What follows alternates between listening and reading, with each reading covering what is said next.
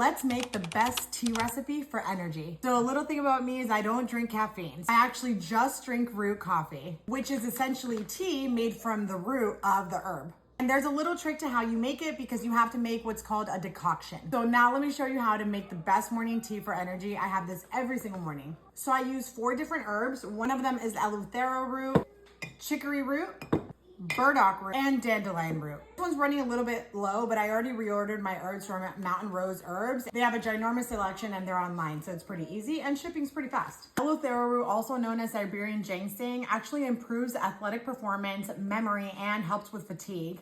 Chicory root is high in fiber, so it helps aid in weight loss, and it also helps to stabilize your appetite. Burdock root is rich in antioxidants, is detoxifying and immune boosting, and dandelion really helps in digestion, just like coffee. For my root coffee mix, I like to make it in bulk. So I take 1 cup of each of these, and I take a 1 1/4 cup of the eleuthero root. And this is my root coffee mix.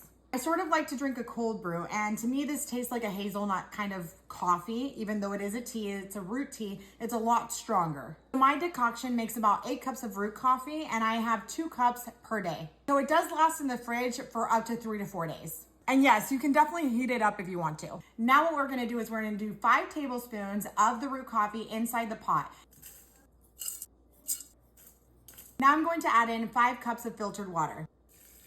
Why I'm doing 5 cups in here is because we're basically gonna steep it twice, decoct it twice. When you do that, you lose about 1.5 cups, so that's why it only makes 8 cups. Now we're gonna cover this and we're gonna put it on the stove, bring it to a boil, and then we're gonna simmer it for 30 minutes. As you can see, it's boiling, so now we are going to turn it all the way down to low. Let it simmer for about 30 minutes. Now that it's done, we're gonna strain it. I use a canning funnel and then a strainer. After that, I'm just gonna start straining it into what I've already warmed up, the mason jar, so it doesn't crack. Now I'll just put those herbs back in the pot, and then I'm gonna fill it with 5 cups of water. Then again, we're gonna bring it back to a boil and simmer it for 35 minutes. And then we go ahead and strain it as well.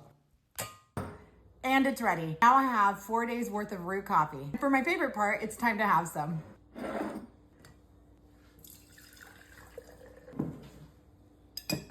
Cheers.